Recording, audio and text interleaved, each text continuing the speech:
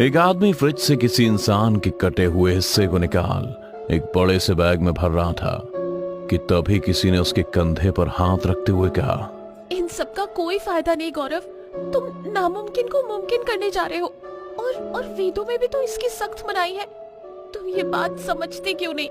तुम बस एक खिलवाड़ करने जा रहे हो। गौरव की पत्नी सीमा उसे बार बार समझाने की कोशिश कर रही थी, पर उसने सीमा को यह कहकर चुप करा दिया, तुम्हें शैतान पर यकीन हो ना हो, पर मुझे है, और मैं अपने मकसद में कामयाब होकर दिखाऊंगा। पर गौरव मेरी बात तो सुनो।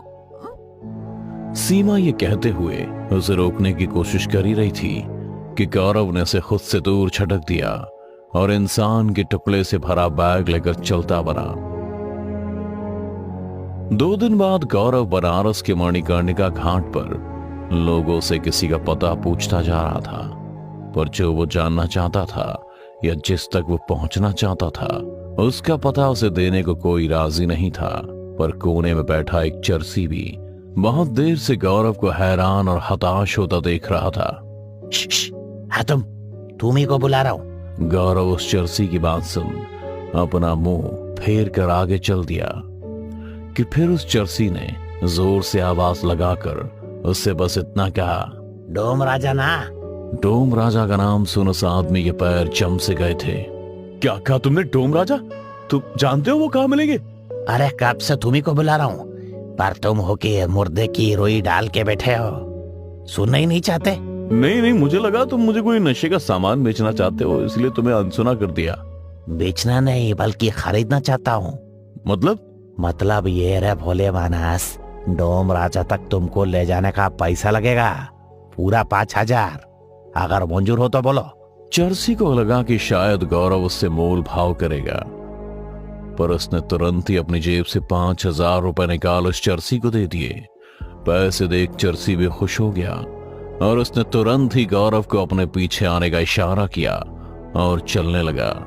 इतने पैसे बिना सोचे समझे दे दिए, खुद से कहते हुए चरसी ने गौरव से फिर से पूछा, पर डोम राजा को क्यों ढूंढ रहे हो? उनसे तुम्हारा क्या काम है? कुछ पर्सनल तो मैं नहीं बता सकता, बस तुम मुझे जल्दी से जल्दी वहां ले चलो, और मैंने तुम्हें डोम राजा तक पहुंचाने के पैसे दिए हैं, मुझसे सवाल पूछने के नहीं, समझे?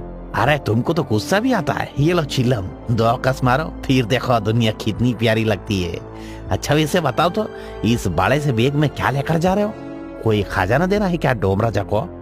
चरसी उस आदमी से बातें करता हुआ घाट के उस हिस्से के पास आ गया था जहां से आगे का सफर उसे नाव से तय करना था। आप इसे क्या देख रहे हो? जल्दी बैठो, हमें गंगा के उस पार जाना है, वहीं मिलेंगे तुम्हें तुम्हारे डोम राजा। चरसी की बात सुन वो आदमी तुरंत ही नाव में बैठ गया। नाव भी बीच गंगा में हिचकोले खाती हुई अपनी मंजिल को जा रही थी। गौरव भी नाव पर बैठा अपने अतीत को याद कर उसमें खोता जा रहा था और उसकी आंखों से आंसू थम नहीं रहे थे। न जाने कौन सा दुख उसे अंदर से रुलाए जा रहा था कि तभी उसे अपनी नाव के चारों तरफ बुलबुलें उठने की आवाज आने लगी। पर गौरव डरा नहीं, बल्कि उठ रहे बुलबुलों को और करीब से देखने नाव से झुकता जा रहा था, मानो कोई जाना पहचाना चेहरा उसे बुलबुलों के नीचे से नजर आ रहा हो। अरे साहब, नाव के इतने किनारे मत जाइए, वरना नाव पलट जाएगी। इस वक्त हम गंगा के बीचों बीच है। अरे साहब चौकिए मत। चरसी गौरव से कहता हुआ उसे रोकने को हुआ ही था कि बुलबुलों से एक सड़ा हुआ हाथ निकला और गौरव का सर पकड़ उसे नाव से नीचे पानी में खींच लिया। गौरव अब बीच गंगा में तड़पते हुए डूबता जा रहा था और पानी के अंदर ही काली शक्तियां उसका जिस्म नोच रही थी। एक तो पानी में डूबना, इस पर से न जाने कौन उसका गला दबाकर उसे चांद से मारने की कोशिश कर रहा था। पानी के अंदर गौरव का जिस्म पूरी तरह से छिल चुका था और धीरे धीरे उसकी आंखें भी बंद होने लगी थी। उसकी जिंदा रहने की आस पानी के बुलबुले बन उससे दूर जा रही थी और वो खुद गंगा की गोद में समाता जा रहा था। और कुछ पल बाद ही उसका जिस्म बेजान हो गया। आंखें जो एक बार बंद हुई तो फिर कभी नहीं खुली। अरे साहब जिंदा हो, होश में हो साहब, आंखें खोलो।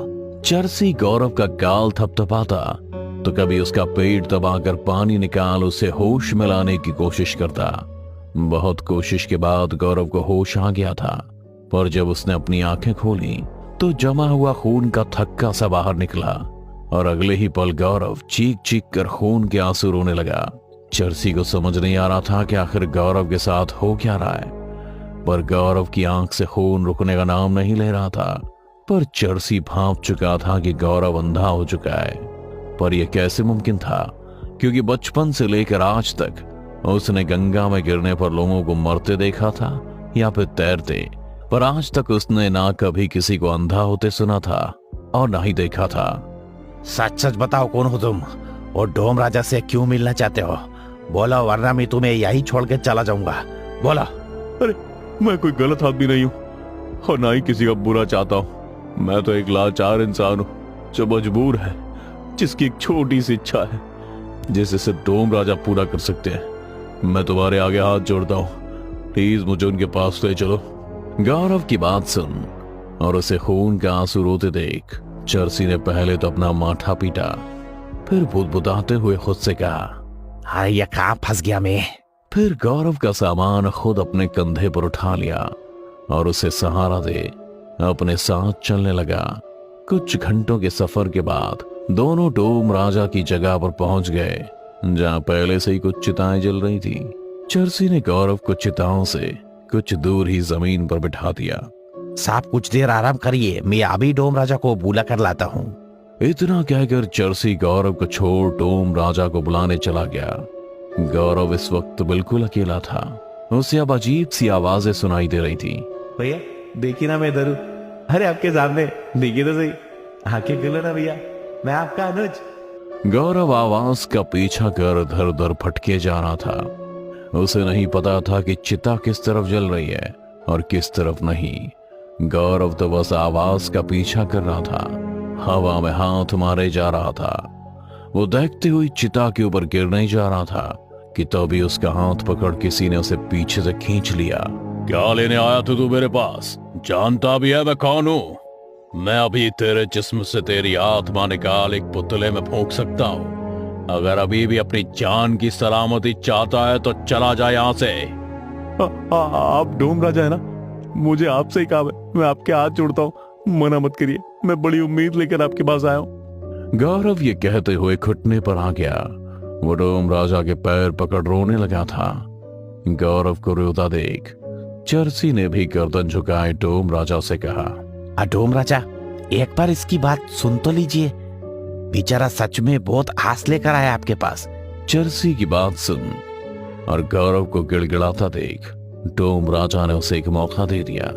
चल बता, क्या तकलीफ है तुझे? आखिर चाहता क्या है तू मेरे से? बोल। डोम राजा के कहते ही गौरव अपना बैग ढूंढने लगा था। मेरा बैग कहाँ है? चर्सी, मेरा बैग। गौरव के मांगने पर चर्सी ने गौरव का बैग उसे थमा दिया। गौरव ने भी बैग अपने हाथ में ले उसे पलट दिया, जिसमें से किसी इंसान के टुकड़े निकले। ये मेरे भाई का शरीर है और मैं चाहता हूँ कि आप काली विद्या से इसमें जान फूंक दे। अरे तुम पागल हो गए हो क्या? जो डोम राजा के पास किसी मुर्दे का कटा हुआ शरीर लाकर उसमें जान फूंकने का बोल रहे हो? ये नामुमकिन है। खामखा अपनी आंखें भी गंवाई और मेरा वक्त भी बर्बाद किया। कसम से बड़ा बकलोल आदमी है तू। चर्सी गुस्से में गौरव को सुनाई जा रहा था कि तभी डोम राजा ने चर्सी को इशारे से शांत करवाया। इन टुकड़ों पर लाल सिंदूर और किसी चिता की काली राख लगी है, मतलब कि पहले भी किसी ने इसमें जान फूंकने की कोशिश करी है। हाँ, वो मैं ही था। मैंने अपने भाई को जिंदा रखने की कोशिश में काला जादू सीखा, पर मैं नाकामयाब रहा, इसलिए मैं आपके पास आया हूँ। पर जिस काले जादू की बात तू कर रहा है उसमें बहुत खतरा है। मैं ये नहीं कर सकता, मेरी शक्तियां इसकी इजाजत नहीं देती। डोम राजा के ना सुनने के बाद गौरव हताश होकर बैठ गया। फिर अपने आंसू पोंछते हुए बोला, बचपन में माँ पापा के गुजर जाने के बाद मैंने अपने भाई को पाल पोस कर बड़ा किया, उसे इतना काबिल बनाया कि वो अपने फैसले खुद ले सके। लेकिन दिल के दौरे के कारण उसकी मौत हो गई, वो भी तब जब मैं उसके पास नहीं था। पर मैंने अपने भाई को मरा हुआ नहीं माना। अगर आप नहीं कर सकते तो फिर मैं अपने भाई को बंगाल लेकर जाऊंगा, वहां भी नहीं हुआ तो फिर कहीं और। लेकिन मैं हार नहीं मानूंगा। मुझे मेरे भाई से कोई अलग नहीं कर सकता है, कोई भी नहीं। इतना कहकर गौरव जमीन पर हाथ मारता हुआ टुकड़ों को बटोरने लगा था। तभी डोम राजा ने कहा, मैं डोम राजा हूं, मेरी मुख अग्नि से ही मुक्ति का द्वार खुलता है, पर मैंने काले जादू से मुक्ति के द्वार से आत्माओं को वापस बुलाने की विद्या सीख ली है। इसीलिए जो तू चाहता है वो मैं हमेशा के लिए नहीं बल्कि कुछ मिनटों के लिए कर सकता हूं। तेरे भाई को मैं कुछ पल के लिए जिंदा कर सकता हूं, अगर तुझे मंजूर हो तो बोल। गौरव ने कुछ देर सोचने के बाद हां कर दी। डोम राजा ने गौरव की हां सुन तुरंत ही उसके भाई के टुकड़ों को सुई धागों से सिलना शुरू कर दिया।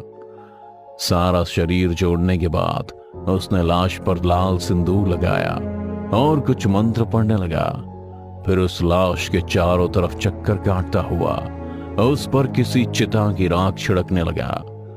डोम राजा के मंत्रों के उच्चारण की गूंज चारों तरफ गूंज रही थी और देखते ही देखते उस लाश की आंखें खुल गईं और उसने बस इतना कहा, भैया मैं अनुज। गौरव ने जैसे ही अपने भाई की आवाज सुनी तो वो तुरंत ही उसे छूने की लालसा में उधर उधर हाथ मारने लगा। वो हवा को टटोलता हुआ आवाज की तरफ बढ़ ही रहा था कि तभी उसका भाई अनुज खड़ा हुआ और अपने ही भाई की गर्दन पर वार कर उसके गले से मांस नोच खाने लगा। इससे पहले गौरव कुछ समझ पाता, उसकी गर्दन से खून लबालब गिरने लगा था। अनुज को इस तरह से खूंखार बनता देख चर्सी का सारा नशा उतर गया। उसने तुरंत ही डोम राजा से कहा, डोम राजा, इस लाश पर आपने कौन सा ऐसा जादू कर दिया? ये इतना खूंखार कैसे हो गया? मेरे से पहले इसके भाई ने लाश को जिंदा करने के लिए किसी राक्षस की पूजा की थी जो दूसरी दुनिया का है, और उसकी पूजा अधूरी रह गई। उसी ने तेरे दोस्त को अंधा किया था। अगर मुझे पहले पता होता तो मैं कभी इसको जिंदा करता ही नहीं। और अब वही राक्षस उसके शरीर में जिंदा हो, हमें मारना चाहता है। जल्दी कुछ करो वरना ये हमें मार डालेगा। ये किसी मुसीबत मैंने अपने गले मोल ले ली। चर्सी खुद से कहता हुआ अनुज की लाश में कैद राक्षस से बचे जा रहा था, पर वो हार गया। उस राक्षस ने चर्सी की गर्दन पकड़ ली।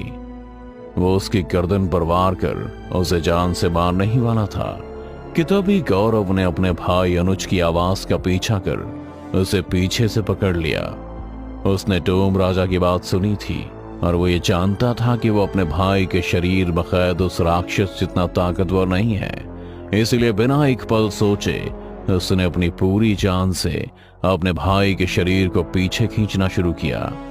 उसे चिता की गर्माहट महसूस हुई और गौरव अपने भाई को खींचता हुआ चिता की ओर ले जाने लगा। वो बस दहकती हुई चिता से बस एक ही कदम दूर था कि उसने अपने भाई को बस इतना कहा, तू चिंता मत कर, माँ पापा चले गए तो क्या हुआ, मैं हूं ना तेरा ख्याल रखने के लिए, और जब तक मैं हूं तुझे कुछ नहीं होगा मेरे भाई। ये आखिरी शब्द गौरव के थे और इतना कहकर वो अपने भाई की लाश के साथ जल्दी चिता में कूद गया। चिता में कूदते ही राक्षस तो रिहा हो गया, लेकिन गौरव अपने भाई के साथ ही जिंदा चल गया, जिससे अब वो चाहकर भी अपने भाई से जुदा नहीं हो सकता था। दोस्तों, जिंदा रहते आपको देश भर में कई राजा मिल सकते हैं, पर मरने के बाद का राजा आपको काशी में ही मिलेगा।